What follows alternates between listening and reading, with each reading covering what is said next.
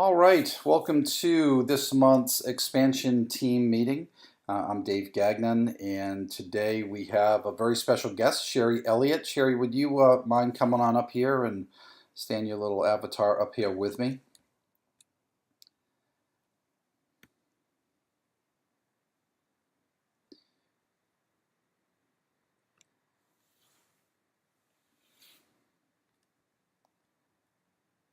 All right, Sherri. Thanks so much for coming in, being our special guest. Let's start with learning just a little bit about you. How long have you been in real estate, and where do you focus your practice? Well, I started real estate about 20 years ago in Florida, and then we moved back to Texas. And I've been licensed here since about 2006 and we do Dallas, Fort Worth, Texas. Awesome. And so where were you before you heard about EXP?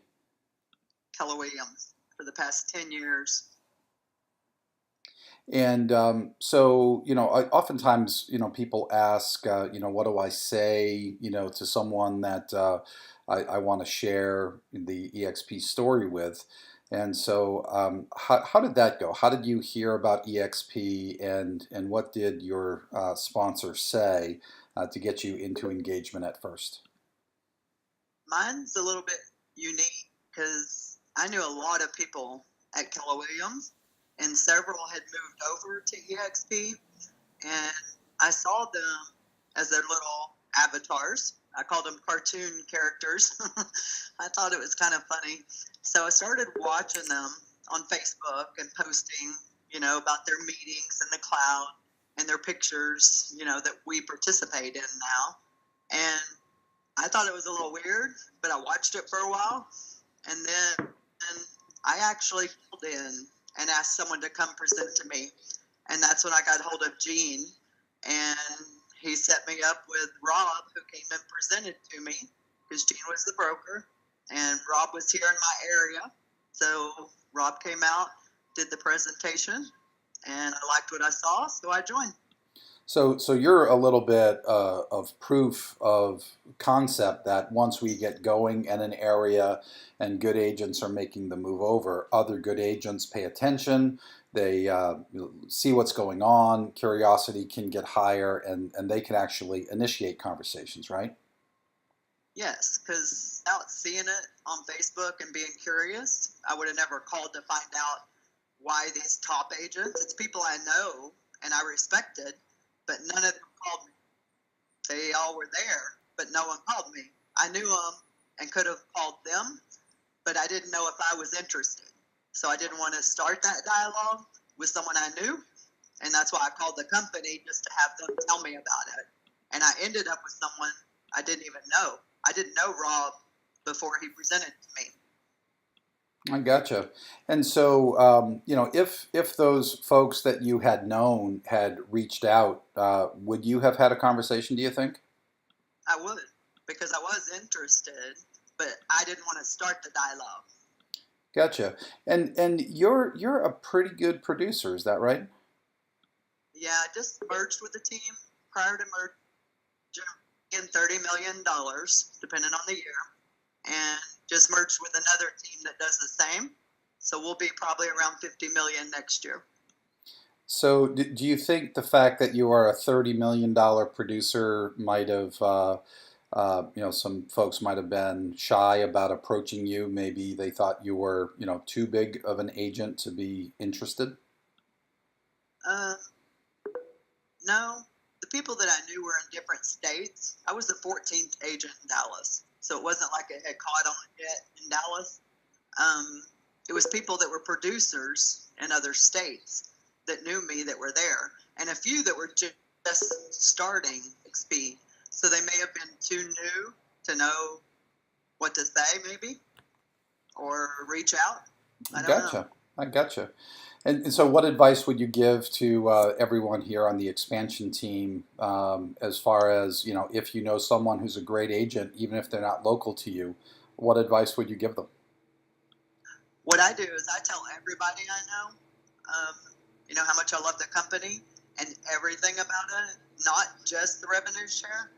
I started out by posting my Keller Williams profit share and what I made in revenue share from day one each month, which now it's getting so big, I don't know if I'll keep doing that because now it's almost like I'm bragging. I don't want to come across as, hey, look at this. But in the beginning, it was pretty cool because it was a big difference, and now it's a huge difference. But I just wanted people to see it is a big difference between profit share and revenue share. And it got a lot of people's attention, and even people that's not in my group, they joined with other people they knew because they saw what I was posting. Yeah, so let's talk about that a little bit because you were with KW for 10 years or so. How many people did you have or do you currently have in profit share? And what's a typical check that you're receiving from that system? At Keller Williams, Yes. it's like $200, maybe $300 a month is what I'm getting. And what have you been averaging last 3 or 4 months here? Last month I got 10,000. This month it's already geared to be 15,000. That's a pretty big difference there, Sherri. Yeah, I just started here last May, so a little, and it's gone up every single month. And I've been paid from month one. It never was a delay. And when I got 1,500, I was thrilled. So of course, getting 15,000, I'm ecstatic. Absolutely. So, a lot of people that we talk to, they're real estate professionals. They've never done any recruiting, and I have my air quotes up. And so, they look at it as something, foreign to them or something that they wouldn't consider doing. And I know you don't consider yourself, a recruiter, but you do share the story with people. What would you say to someone who says, it all sounds interesting and I know it's working well for you, but I'm just not a recruiter? I get that a lot. I actually got it from a top producer just recently, and I told her, she's at Keller Williams, and I said, you've got a huge downline. She makes more than I do at Keller Williams in her revenue share. She thinks she gets about 1,500 to 2,000 a month. I said, that's huge. I only get a couple of hundred, and I have a lot of people in my group. So how did you get that much money? You obviously told people about Keller Williams and got them to come. I said, was it because you were excited about Keller Williams like I was with their training and the things that they did? You really like Keller Williams? And she said, yeah. She goes, because they offer all the training and I love it there. I said, well, that's the same thing if you're at EXP. Once you're there and you see all the tools and what they offer, and then for me, the icing on the cake was the revenue share because my difference is revenue share is paid off the top. And she already understands profit share. She gets the difference. And then the stock. So those were the two things that were different for me that I didn't get at Keller Williams. Awesome. So let's talk a little bit about how it's been going. Like you said, just a little bit over a year, coming over in May last year. How many people have you directly sponsored into the company in that time? I've sponsored 29. A couple have left. I've got 27 that are left and 202 that's in my entire group. 202 is a nice number. Just got there. Fantastic. Yeah, I'm all about the milestones. Hitting 5 for the first time, hitting 10. Getting 25 in your group, getting 100 in your group. I mean, those. Yeah. Every day or every month it grows depending on how big you are. And for me, the different milestones just hit me in different ways. So, congratulations on 200. That is awesome. Well, and that's one of the things that we share too. And obviously, I don't know personally all of the 200, but I want to get to know them. But what I tell the people that I personally sponsor is that my entire is to make sure that they're in production, because none of us are going to get revenue share without the production. So with EXP, it's a little bit different to me than it was at Keller Williams, because I have a personal interest in making sure that everyone that comes to EXP is happy. They know how to use our tools and they're in production. Because otherwise, what's the point of them being here? So I'm personally interested in them doing that. And we create our own group together to help them with bringing recruits in if they want to, and also helping them with the systems that we have and how to utilize them. Well, that's fantastic. So in attracting, 27, 29 people or so, how much time do you set aside on average on a weekly basis to focus on building your company within the company? 1 day a week. Okay. And would you share with us the type of activity you do during that dedicated time? So when I first started, and this was Rob would come to my office and we would do presentations. So I would invite everybody that I knew on Wednesdays to come and hear the presentation. But I would spend my Wednesday doing lead generating for agents versus listings. So I just took 1 day a week to focus on EXP to build my group, and knew it wasn't a quick fix, that I'm not going to bring everybody over today. But if I can have a conversation every week with people, then I knew that it's just going to keep building from there. And so I just set aside 1 day to communicate with agents about EXP. And now we moved it to Thursday myself, obviously, because I built my own group. And we do a happy hour at my office every Thursday. But right before the happy hour, I do a presentation. It's 1 hour before the happy hour. So everybody in our group can invite whoever they want to come, and I'll do the presentation for them. Well, that's fantastic. And so the rest of that day is making calls and inviting people to the presentation and to the happy hour. And if they can't make that day, then you're inviting them for next week. Is that right? The next week. And it's just the full day. The reason I devote the day is I'm not going to recruit them to come for a presentation every time I'm talking to them. You have to build the relationship to get to that conversation. You can't just call them and say, hey, come look at EXP. I want you to join. That's not how it works. Some may. You have to know, as you know, their disc profile, how quick they want to move, how you have to present to them. Once you know that, and that's what I find out when I call and talk to them, and most of them I normally know. If I'm calling for somebody else in my group, then I have to get to know them before I can invite them and do the presentation.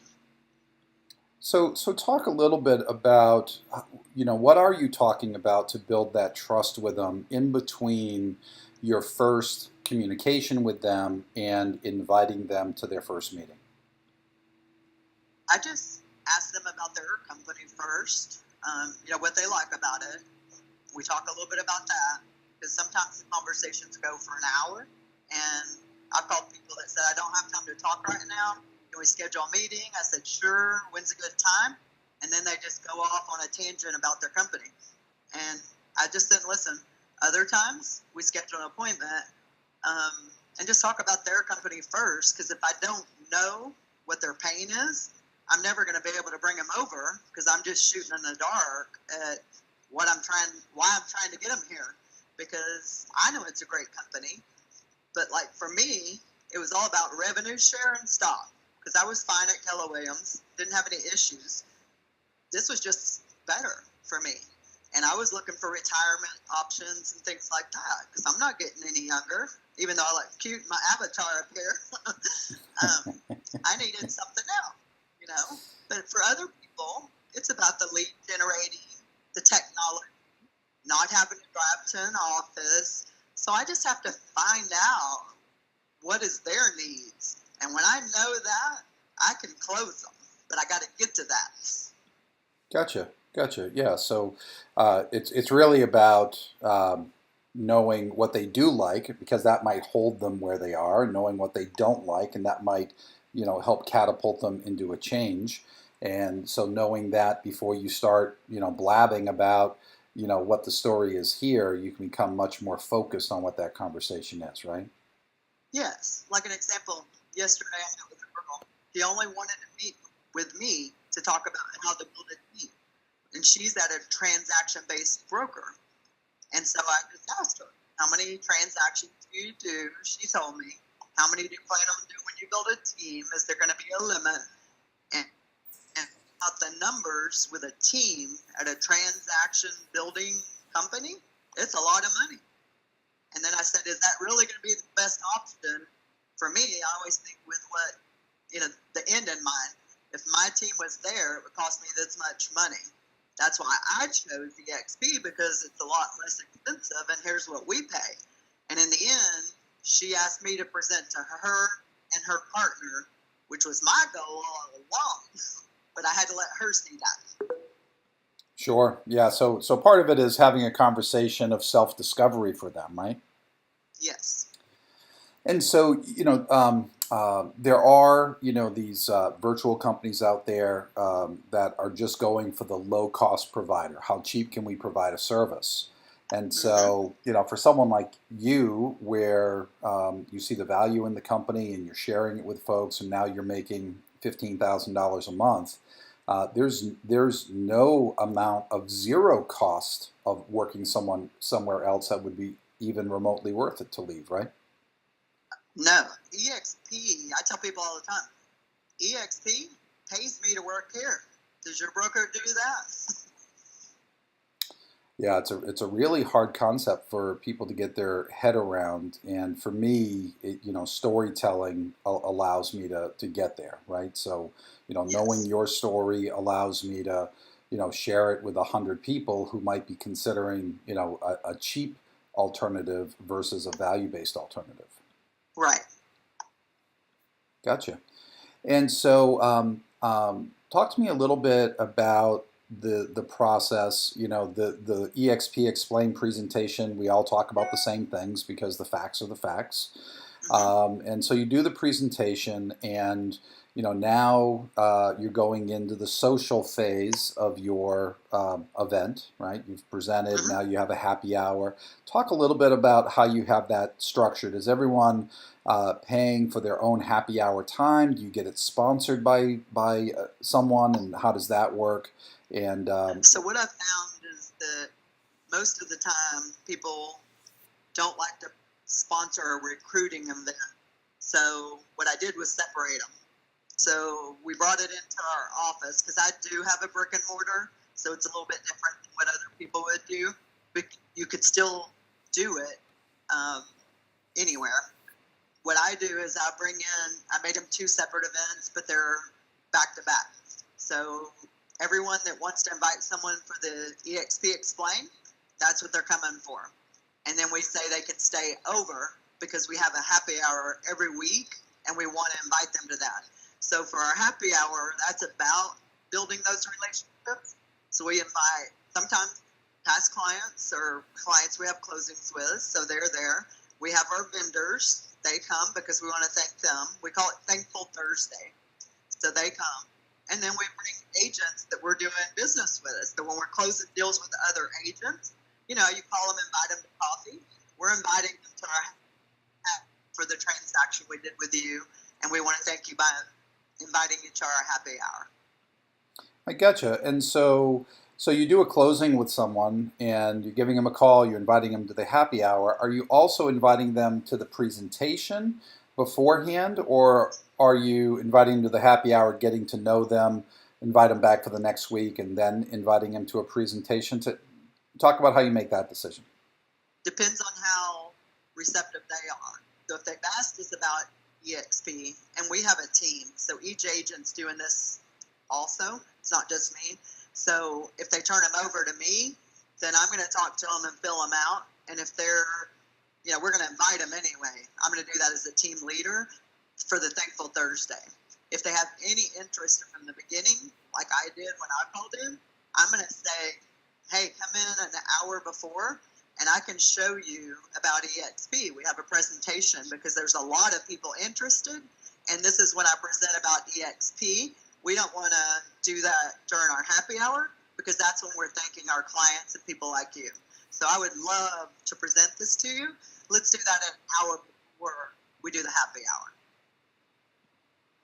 All right, that's great.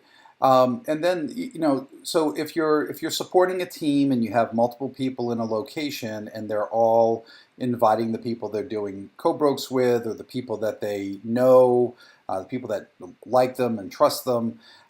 Maybe I know the same person you know, and the person shows up, and we're both like, ooh, that could be my person. How are you ensuring that we know who invited someone and who's in the sponsorship process and avoiding any of those conflicts? So within my own personal team, like integrity team, I already know because they give me the names of the people. And if someone comes to me and gives me a name that I already have that someone else gave me, I will let them know that I already have that name. And I've also had a team meeting and explained to them, just because you gave me the name doesn't mean they're going to name you as a sponsor. And it happens all the time. So doesn't mean I'm going to close them for you. Doesn't mean they're going to name you. You still have to stay in relationship with them. And in the very end, they're still going to have to name you as a sponsor. So I'll present. I'll still tell them that you asked me to call, and they need to stay in relationship with them. And in the end, the person's going to have to name them. And once the sponsor's named, we can't do anything else about it because it's their choice. And that it may be someone together, including our downline. And we can't do anything about that either. Yeah, and so you've been a very good team player, and I know that I've had people that I've been in the process of attracting, and they needed to talk to a rock star like you, and you've offered to do that for me, and I know I've offered to do that for you, and we would never ever say anything to anyone that would try to influence them, naming someone else. But it does happen occasionally. You get someone who's they don't understand being in culture. They're maybe greedy or selfish, or maybe they're not a good person. But if you had someone who learned that someone was interested in EXP and they were already talking with someone, and they tried to talk that agent into naming them, and they offered them incentives or other things, what would you say to that person who was acting out of culture? To the agent or to the person trying to name them? To the agent that's already with the company who's acting out of culture. I would tell the agent that that's not the way that we do it at EXP, because in the end, I mean, it's a culture. And when you do things to only take care of yourself, it's going to come back to bite you. Nobody likes people like that. And when it happens, you're going to be called out. People are going to find out, and they're not going to want to be a part of helping you with anything. So when you're only looking out for yourself, and I learned this a long time ago, I have a team. I talked to my team about this. So nothing against being an individual agent. I know a lot of people do that. But for us, I can't do it by myself, and I won't do it by myself. So when you're on a team is a team. And so for EXP, we're a team. So do you want to come to EXP and not have your technology people help you, or the agent services help you, or Brad Anderson help you, or Dave help you with recruiting?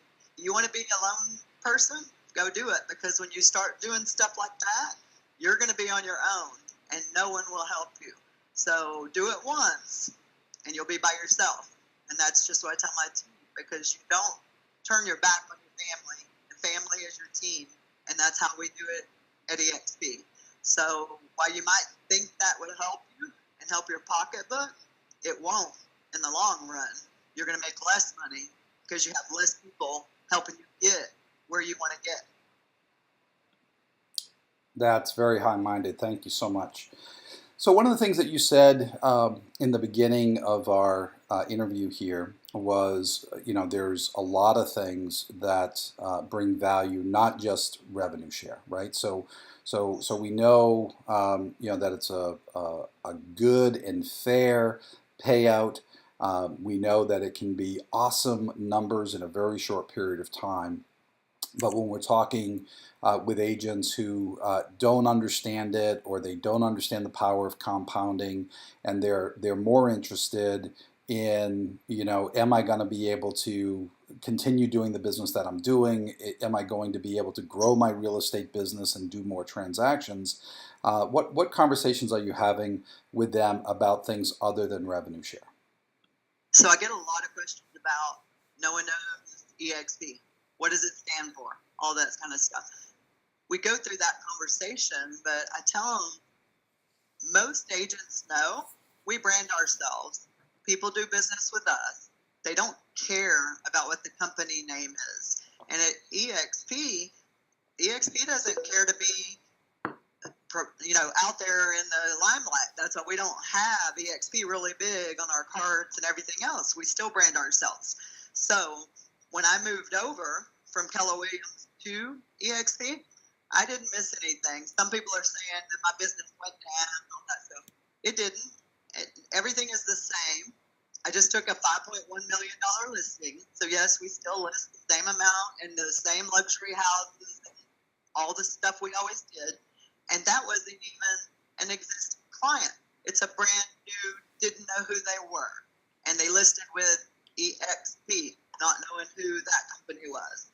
So I use those as an example because so many people I hear on social media, agents, saying you have to be with a big name broker or you won't get local listings because they don't know who EXP is. We're too small or they don't know us. Well, I use that as an example. I just took a $5.1 million listing right down the road, and EXP, they had choices right next to me, Remax, and the local that's been in town forever. But they listed with EXP. Don't say me. I named the company because it was the no-name company they took. Yeah, that's a really good story, Sherri. What do you talk about with regards to training? There's a big company out there that really touts that they have the best training in the industry. And back when I worked at that company back in 2006, that was absolutely true. How do you talk about our training and position what goes on here on the cloud campus? I love to talk about our training. Two things that I always make a topic is we get to train in the cloud. So you don't have to get up on a training day, go to the office. You can do it in your pajamas. However, if you are out busy, like most of us are showing houses all day or on appointments, you can come home and watch the most important training on the expressway. It's recorded. And you can come back and watch it at your own time. So you don't miss it or have to get the cliff notes. That's awesome. Because I used to miss a lot of trainings that I wanted to go to because I was working. The number one thing that I love that I touch on is I was always in a Keller Williams office, which we had great agents, and I was on the ALC. I taught, other agents like me taught, but to get really great instructors, we went to Mega Camp, and we went to we went to family reunion and had all the panels. What I tell them now is that I come into the cloud every day, and because we're one office, I have all these top agents from California and all these different states teaching in our cloud every day. I don't have to go to Mega Camp and family reunion and pay all those fees to get training on a daily basis. And that's phenomenal. Yeah, that's a huge point. One of my favorite things, I was a team leader for 7 years with KW, and one of the biggest value propositions that I had when I was attracting people there was to go to the events so I could sit in on panels and to hear what top agents were doing across the country. And then I would leverage that in the conversations as examples of the training that was available here. And we have a very cool program with the Icon Agent Program where top agents are getting stock awards, for being here and being awesome. And there's a requirement that they need to give back 1 hour per month in the cloud office to share their successes. Can you talk a little bit about that and the value of having that caliber of agent sharing with the entire company. Yeah, that's the part that I talk about paying us back. So, I tell about the Icon program because we have a lot of top agents. And on the ALC at the other company, I didn't get that. And so now I do what I love here. I'm on the AAC, which that wasn't available at Keller Williams. It's an agent-owned company, and all of us want to participate. So, people are coming in and trying to teach the things that they know. And then when people find out what you know, they ask you to come teach, and the agents love it. And there's so many people that attend these classes that in your own office, it was a struggle to get people to come in. But those of us that are doing it are being rewarded, and would probably not even need that. But we're doing our production, and we get that money back in shares at the end of the year for our production. And we're just participating by teaching in the cloud or participating on a committee or something like that. That's absolutely fantastic. And so of the questions that I had for you, that wraps up that piece. I'm going to open it up to the folks that are here live in attendance for our session today, and to see what questions that they have or any follow-up questions they may have. Okay. Hi, Sherri. Cheryl Howe, Tampa, Florida. Yeah.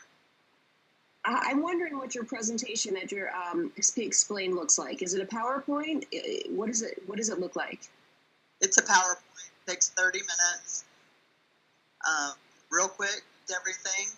I actually got it from Rob, and so it's his PowerPoint, and I just use it because it wasn't broke. Goes through everything. Dave, do we have a template, a PowerPoint template for that?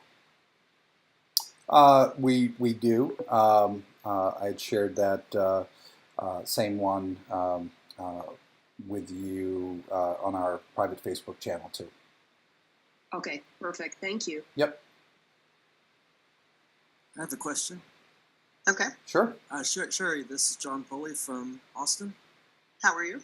Doing great. Thanks for the great tips today. Sure. I do most of my training by webinar. Do you think that the format that you use, where you invite someone to a training and then later explain the EXP presentation, have you seen anyone in the company, or do you do that yourself when you're trying to outreach to people outside of your area, DFW? We are actually about to start with Webinar Jam, and you can have 6 presenters. So we're going to use the same PowerPoint and use Webinar Jam, but I have people in my downline that are in different states. So I'm going to, me and someone else can present to a group at the same time on the webinar. So it's their people and my people in the same presentation. So we're about to start that. That's exciting. Thank you. Yep. Yeah, the thing that I'll add to that, John, is everything works a little, and doing nothing doesn't work at all, right? And so, my style is, one-on-one phone calls, having them watch a presentation that I've done, EXP Explain, so they're getting the full 1 hour, entire kit and caboodle of what the company's all about. And then I do a one-on-one follow-up so I can answer their personal questions, their follow-up questions, and go through the closing sequence and chat with them about that stuff. So, that's my style. Sherri's style is, a live and then a social. And then, there's other folks having great success with live webinars. Everything works, right? Just work a few different things, get good at it, and find where your comfort zone is, and you'll grow. Thank you. Hey, Sherri. Yes. Sherri, can you talk, because you have a team, your own team, and can you talk about how you transition in your presentation from joining EXP because you feel it's a better brokerage and joining your actual team within EXP? I I get that a lot. So it's always their choice because we can always add people to our team. We're always looking for agents. Is it a good fit for them? They always come to us individually first. Sometimes they decide they think it's better to be on our team. But we're a traditional team. We have a 50-50 split. That's not for everybody. So it's a decision they make, and if they decide they want to go on the team, we put them through the normal process, which is going through the interview, taking the disc profile, and then put them through that part. But if they're not So coming to the team, yes. I see. So you focus on your EXP presentation, and then that team conversation is sort of taken aside, is what you're saying. That's how you deal with it. Yes. Okay, makes sense. Thank you. You're welcome.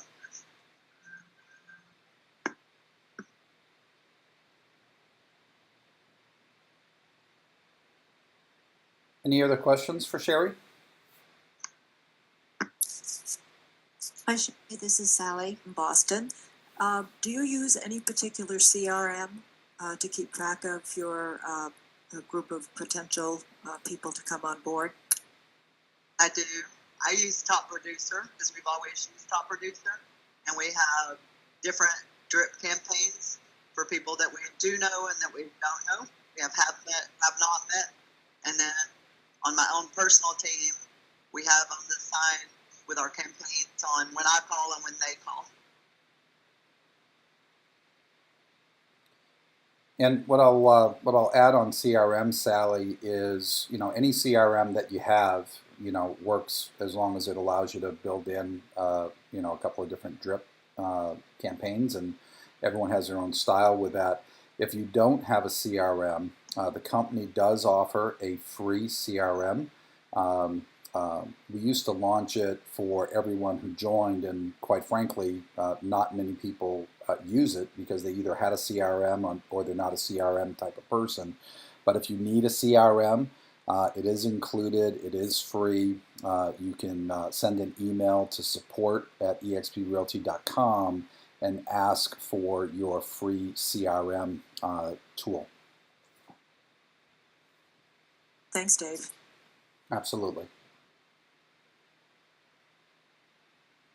I have a question if no one else does. This is John Pulley again. Go ahead, John. Okay. Sherri, I like the idea of dedicating a day to recruiting. Was there a dollar amount that you started seeing in revenue share and you thought, wow, this is something that really dictates that I need to spend more time on it? Or did you just see it from day one, say, hey, I gotta spend a day each week on this? I was told by my sponsor to dedicate a day a week doing it. Because when he was telling me, I saw the opportunity. I still sell real estate. And I said, I have to run a team and sell real estate. And I know that I'm going to make money doing this because people are going to be attracted to EXP. And I was, as I said, the 14th agent in Dallas. So the opportunity was huge. I should have got on it a lot quicker and maybe done more than one day. But I have a business and I'm going to keep doing that. And I love what I do. So I'm not going to change that. I'm still going to do one. And when I say one day a week, I do one-on-one appointments with top agents. I do the presentation, my lead in one a week. But if there's an appointment, I'll go and do a lunch appointment or something like that. I'm just not taking out, daily time for business. But And follow up to that, would you say that's a positive activity, being in front of all those real estate agents, or would you say there's some backlash because you are with a different company and actively recruiting? Does that actually flow into your real estate business, the recruiting aspect? There's only one company that doesn't like it. None of them like it. One has a playbook. The others, it's a typical thing. Every company has to bring agents over. So does my area know about me and know what's happening? Oh yeah, they know. And they're going to say everything they can to try to keep them from coming. I love that we're a small company and we're on the big company's radar. And I tell people that. And I let them know when you go back and you tell your broker, whoever it is, whatever company, They will try to keep you, and why wouldn't they? You're a great agent. But they should also welcome you back with open arms if it doesn't work out, like they're going to tell you it's not going to do. They're going to tell you it won't work. And tell them, if it doesn't, I'll be back. Give me this opportunity. This is about me. Thank you, Sherri. You're welcome. Hey, Sherri, Cliff Mellerine in New Orleans. I'm actually in your downline with Anthony Dezet. Yes, welcome. Spoke to you a couple of times on the phone. I've got a quick question. Anthony and I are starting to kind of ramp up recruiting here in New Orleans. And I was just kind of wondering if you could give us an example or two of just a conversation starter or even a text message starter for when we're contacting agents that we know from other brokers, just to invite them to lunch or to coffee or what have you. What would be some good verbiage to use? I would do, because y'all are in the perfect spot to have happy hours in New Orleans. Take them to happy hour and just try to do one day a week where you're inviting the people you know and get them there, because your EXP move will come up, and it'll just be natural conversation during the happy hour without doing the presentation. And while you're there, because when people sit around and you're just talking and having a few drinks, they start talking about clients, transactions, or their company. We never sit there and talk about what our kids were doing or mine's grown, but it always is about our business because we do the same thing. So that's what I found when I'm sitting at happy hour with other realtors. We're talking about real estate. Okay, so in other words, don't exactly let them know our motives for inviting them to lunch. Just invite them and then get into conversation and bring it up. Correct, because you're going to find out from them, and Dave can tell you this because he's talked to a lot more people than I have, but when you're in conversation with them and you find out just from general conversation, they're going to let you know what they're not happy about in life and in business. And once you know that, that's your in to invite them to come to EXP and why, how we can solve that problem for them. Amazing. I love it. Makes perfect sense. Thanks, Sherri. You're welcome. Yeah, what I typically find in talking with agents is there's three things that they would have problems with. One is they're not getting enough leads. They feel that they have the skill sets in order to close leads if they get them. And so with that, we can talk about sync and conversion and the Make It Rain program and all those things. If you're using those programs, then it's easy to open up your dashboard and to show that you have hundreds of leads in there. The other thing is more money, and so the financial model, the stock, and the revenue share address that. And then there's the more time thing, right? And so some people can be incredibly successful, but they have no time. They have no quality of life. Real estate bleeds into their evenings and their weekends and their vacations and those kind of things. And as you can imagine, even if Sherri, was only making $15,000 a month, that would give different freedoms. It might mean that she can get an assistant that can free her up and give her more time. It may mean that she could, be able to pass work off to people on the team that she would get a lower percentage of and free up her time. So, time is money is freedom, right? It's not just 15,000. It's what that represents. For me also, there are folks who are in real estate until the day they can't leave the house anymore because they never saved enough money to be able to have the freedom to step away and really enjoy life. And when you're talking with someone who should be having a lot more fun in their life, and they're saying, "Well, doing real estate is my fun," they miss the boat. And I understand that doing real estate is an awful lot of fun all the time, and it's never a drag, and things never are frustrating. However, I would rather spend time with my family and friends than working through a transaction all the time. And so for me, that freedom is important. And I hear people all the time, they tell me how old they are. I just had the conversation yesterday, and the gentleman said, I'm 57 years old, and I need to do something different over the next 5 to 8 years to have the retirement that I want to have. And that was just part of a normal conversation. How are things going? Where are you at? You know, those kind of things. And he put that comment on the table, and that's what we focused on. You know, what could he do differently? He's still going to do his transactions. He's still going to serve his customers. He's still going to do all of those things. But what can he do different over the next 5 to 7 years that will have a major impact? And that's the conversation that we had. And at the end, he said, I really need to do my due diligence on this because I think I'm coming over. It's like, great. How much time do you need? And he needed a couple evenings to do what he needed to do. And we're talking again early next week. And, you know, I believe we're 99% there to him coming over, because if he does his due diligence, everything's going to reinforce everything that we talked about. And, you know, the average realtor out there, I think the average age now is 57 or 58. And so for the average of us, that means half of us are older. That's, to me, it's a great lead-in conversation. Yes, and Dave, I don't think you know this, but 2 weeks ago, I hired my first ever personal assistant because of revenue share. And now I'm having to learn how and what they do, but I love it. She'll go get tacos if I want her to get tacos. She was at my house organizing closets.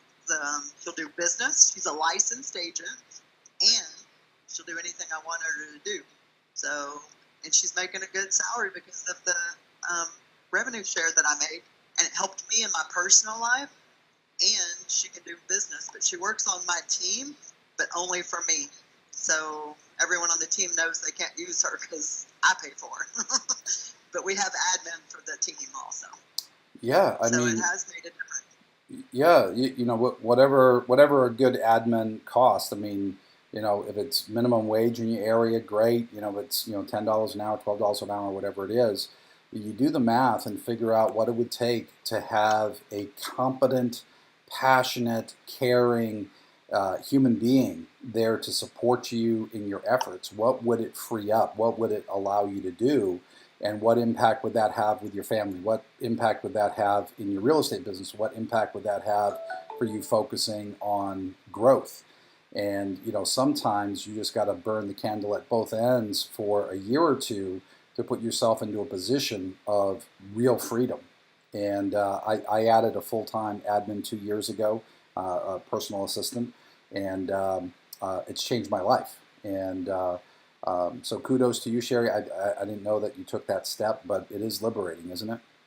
It is. And Caitlin, Jason, and Vicky's personal assistant's going to teach me more about what she can do. I've already reached out to her. Yeah, that's awesome. Caitlin is awesome. In fact, Caitlin was going to come in and visit us in here at the beginning of the session because she wanted to hear what you were saying. So, well, fantastic. One last question from the group, if anyone has one. I had a quick question. This is Terry Drexler. Go ahead, Terry. Hey, quick question. As you're growing, obviously, like most places, some agents will never want to recruit and just won't do it, and some will. Are you incentivizing them beyond all the incentives EXP already offers to grow? Am I incentivizing them? You mean and making them want to recruit? Yeah, just giving them something extra for when they hit certain milestones, because obviously milestones are a big deal. And I just I don't have anything personally. What I found a long time ago is you can, I know this because I have a team, and trust me, I try to incentivize my team. Last year, I'll tell you what I did for my team, and this is why I know throwing carrots out is going to help, because they either want to do it or they don't. They are good at it or they're not. So my thoughts are, last year I said, we're going to go on a trip to Mexico on a private plane if we hit this goal as a team, the entire team. I'm paying, we're going. And we didn't hit it because everybody didn't work together to get there. And we did lose a few team members, so that made it worse. But had we gotten close without them, I still would have done it. We had one person that continued to go and did what she should have done and been on my team for a while. So I took her with me to New York for an Inman trip, paid for the whole thing because I didn't feel it was right. She was the only one that did done, and it showed. And so that goes back to the incentive. You can give them everything that you want to do, and they all wanted to do it, but only really one person participated. So I don't think that really works for everybody. Gotcha. Makes sense. And I know you said one question, Dave, but one thing that applies to everybody is the request more info tab on the recruiting page. They don't come to us. Sometimes I get them in a couple hours. Sometimes I never receive them. So shouldn't there be an instant thing or what? Yeah, it really should be, Terry, and that's not how it's set up. What I would do is, and for anyone in here who feels the same way, write an email to Scott Petronas. Scott is our Chief Technology Officer, and that's something that does need some focus, because if someone's on our career site and they want more information and they click on that, that should trigger to us as the attractologist immediately, and that doesn't happen in our current process. And the only way it's going to change is if you all as a group of EXPers put focus on that. The other thing that I'll tell you is, we have the AAC now, which is the Agent Advisory Council. There will be a member of that'll be leading a technology panel to give recommendations to the company. So when you see that it's announced on who's running the different committees, I would make sure that you make that known to those committees, because they can represent us to the company and help prioritize what needs to be done. Okay, fair enough. I know Glenn was actually in the group, and I know tagged everybody in it that mattered and said it should happen instantly, but still nothing really changed. So yeah, and so someone believing that it should happen instantly just validates that we all agree that it should. And the reality that it doesn't, it needs to be brought to the person in charge of making that change. That would be Scott Petronas. And then the direction needs to come from Glenn that, hey, I thought it was instantaneous. It should be instantaneous. Make it happen, right? So you just need to help connect those dots. Roger that. Yeah. Dave, Ali asked if I can answer the question. I think I can do this pretty quick if we go through them real quick. Go ahead, yep. Let's see. Let me get to the top again. How long was that, Keller Williams? It was 10 years. That's from Terry. How many KW agents in my property? They're not sending me my report. I'm not sure how to log in there. But I did have and still have an assistant team leader who continues to recruit, and that's still how much money I get. I think I had 100 something originally. I don't know how many anymore. So I don't know the answer to that one. Just so you know, Sherri, my gift to you is you can still log on to mykw.kw.com and use your username and password, and it'll still give you your profit share dashboard. All right, I'll have to figure that out again. My username and password. I'll figure it out. Yeah, if you put in your original email, if you say forgot, you click on that, it'll send you an email to reset it to. They still send me emails, so I still have that email. Thank you. Let's see what else we have here. Is the slideshow mentioned available to everyone? I think we have one that's here at EXP. The one I have is Rob, so I don't think that is. And I think Dave has one. Do you have the same one, Dave? Yep. And if you guys go to the EXP YouTube channel and you type in David Gagnon and EXP Explained, it'll pop up. The last one that was recorded by the company was 9 months ago, so it's me doing the entire presentation. And if you go into your Google Drive and you type in EXP Explained, you'll see every EXP Explained presentation that's in there. So it's the official company one, which is on your careers pages. Mine is in there, and if you want to use it, you just go to File, make a copy, and then it'll be in your Google Drive, and you can customize it Just make sure that any changes that you make are the truth.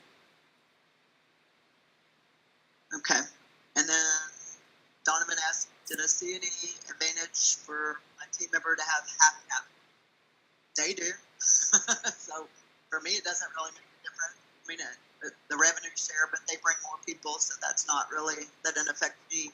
It does help them, so they like it a lot. But they just like, we have a lot of stuff we offer on my personal team, so their half cap is just another benefit from EXP.